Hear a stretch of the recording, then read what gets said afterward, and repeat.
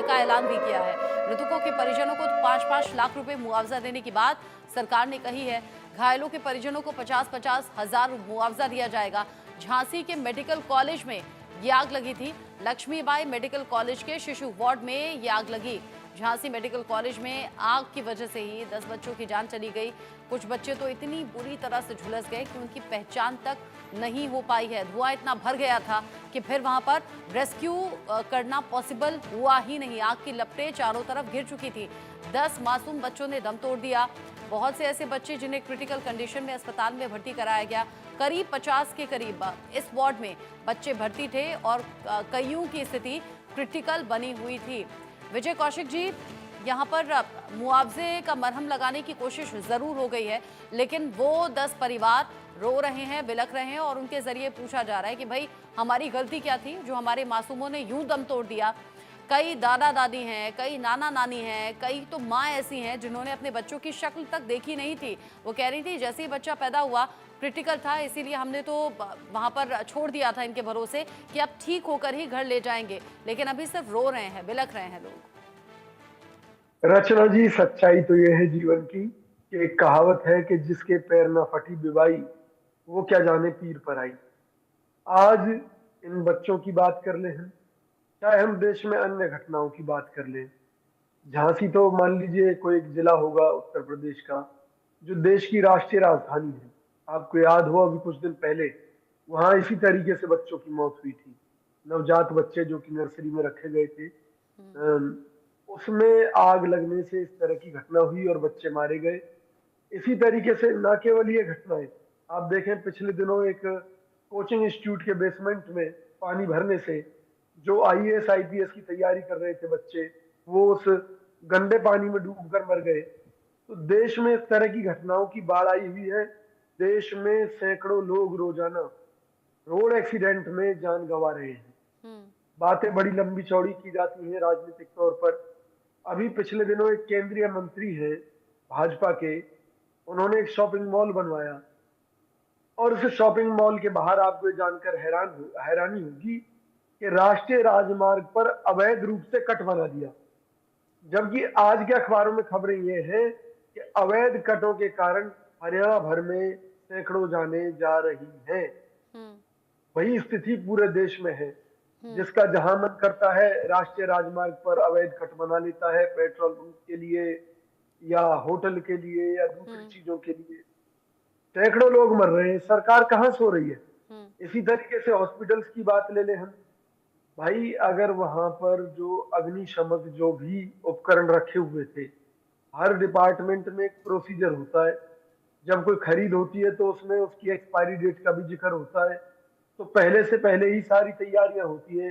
या तो एक सीधा घोटाला वहां पर ये चल रहा था कि जो एक्सपायरी डेट के सिलेंडर थे उनको बार बार रिन्यू करके दिखाया जा रहा हो, जिसके चलते जब उनकी जरूरत पड़ी तो वो निष्क्रिय निकले। तो लेकिन मुद्दा ये है कि हम झांसी को क्या रोए, पूरे देश की ही यही हालत है।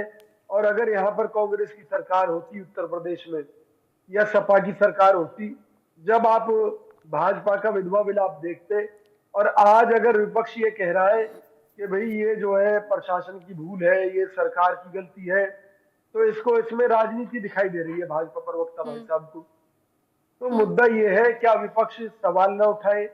क्या विपक्ष सरकारी जो गलतियां हैं, जो नहीं प्रशासनिक उठाइए भूल। सवाल, आपने सवाल उठाए भी हैं और सवाल उठाना लाजमी है भी। यहाँ पर सवाल तो कई पूछे जाएंगे।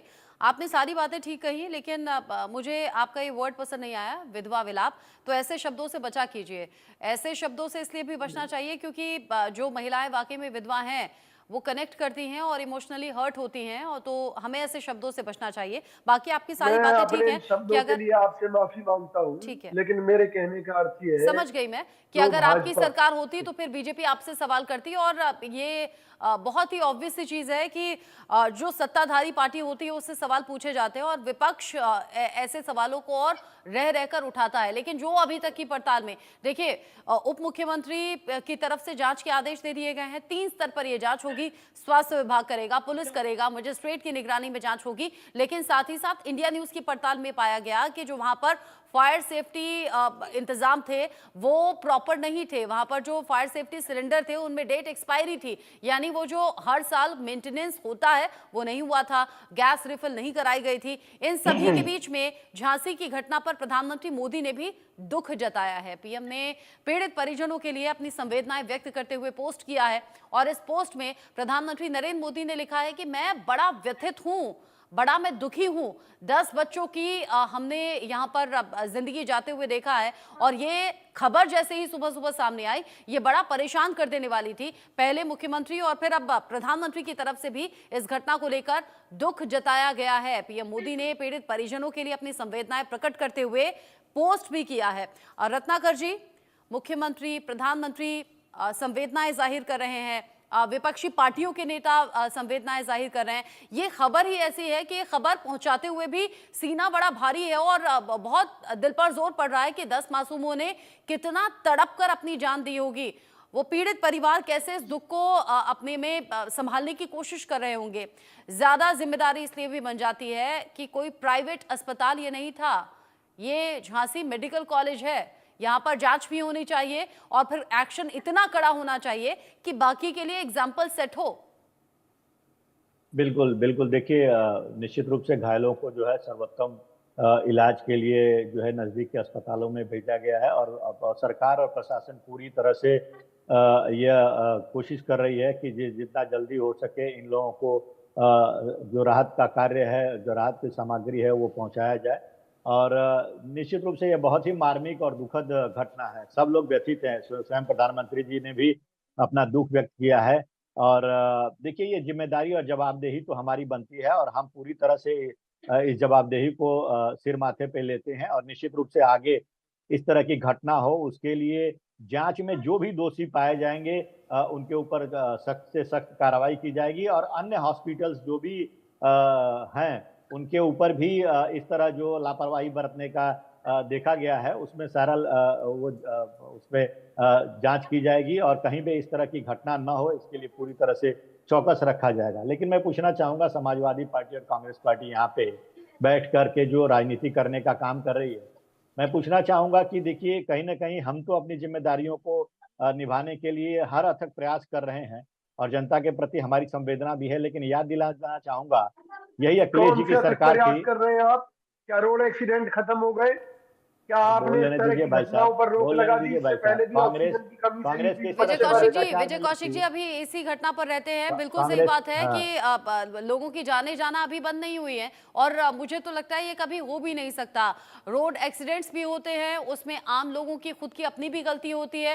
रोड के गड्ढे भी एक बड़ी यहाँ पर वजह बनते हैं और अलग अलग तरीके से इन घटनाओं का रीजन होता है। लापरवाही भी होता है, सड़क के ट्रैफिक रूल्स नियम को फॉलो नहीं भी करना होता है। तो अभी वो बातें छोड़ देते हैं, अभी इसी टॉपिक पर रहते हैं। 10 मासूम बच्चों की जिंदगी खत्म हो गई है।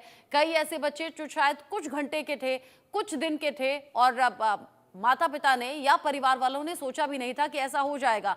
अब यहाँ पर रत्नाकर जी कह रहे हैं कि दुख की बात है और यहाँ पर जांच बिठा दी गई है, लेकिन जांच होने के साथ साथ मयंक जी ऐसे बड़े और कड़े एक्शन की जरूरत है ताकि बाकी जगहों पर भी सबक मिले और ये जो भी सेफ्टी मेजर्स का ध्यान नहीं रख रहा है वो पहले से चौकन्ना हो जाए। क्योंकि जब जब इस तरह के हादसे होते हैं तो यही देखा जाता है कि सेफ्टी मेजर्स, जरूरी मानकों का ध्यान नहीं रखा गया, लापरवाही से चल रही थी चीजें। देखिए, भाजपा प्रवक्ता राजनीति की बात कर रहे थे। मैं फिर कहता हूं कि ऐसे विषयों पे न कभी राजनीति समाजवादी पार्टी ने, ना हमने कभी करी है, ना करेंगे। नहीं तो इसमें बहुत कुछ ऐसा बोलने को है जो शायद भाजपा प्रवक्ता सुन नहीं पाएंगे। मगर मेरा जो कहना है कि पृष्ठभूमि पे जाइए आप। लगातार चिकित्सा के नाम पे पूरे प्रदेश में जो हालात पैदा हैं, आप देखिए कि बेडों पर कुत्ते सो रहे हैं और आवारा पशु घूम रहे हैं हॉस्पिटल के अंदर, सही उपकरण नहीं मौजूद हैं। हमारे उत्तर प्रदेश में दसियों ऐसे हॉस्पिटल जहां पर 90% उपकरण खराब पड़े हुए, सब काम धक्का परेड चल रहा है। और जो घड़ियालू आंसू बहाने का काम भाजपा के लोग करते हैं, मुख्यमंत्री और प्रधानमंत्री शोक संवेदना व्यक्त कर रहे हैं, बहुत अच्छी बात है और इसमें होनी भी चाहिए।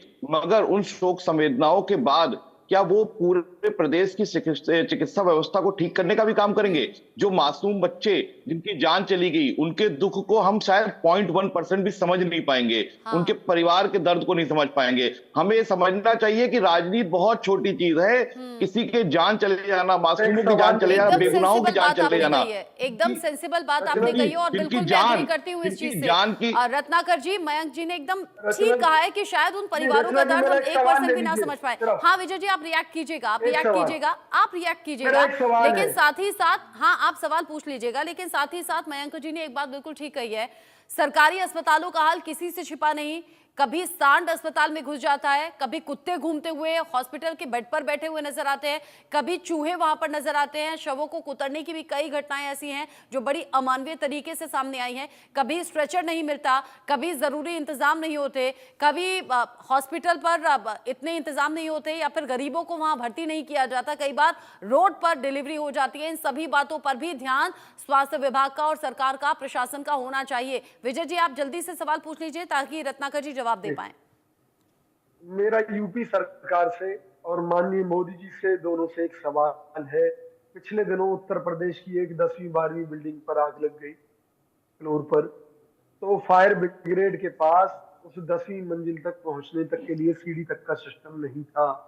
यानी कि उत्तर प्रदेश सरकार हो, चाहे दिल्ली की सरकार हो, चाहे हरियाणा की सरकार हो, चाहे भाजपा शासित सभी प्रदेशों की मैं बात कर रहा हूं, जहां ऊंची ऊंची बिल्डिंगें तो बनाई जा रही हैं, लेकिन आज भी अगर 20वें फ्लोर पर आग लग जाए तो उसको बुझाने का कोई जुगाड़ सरकार के पास नहीं है।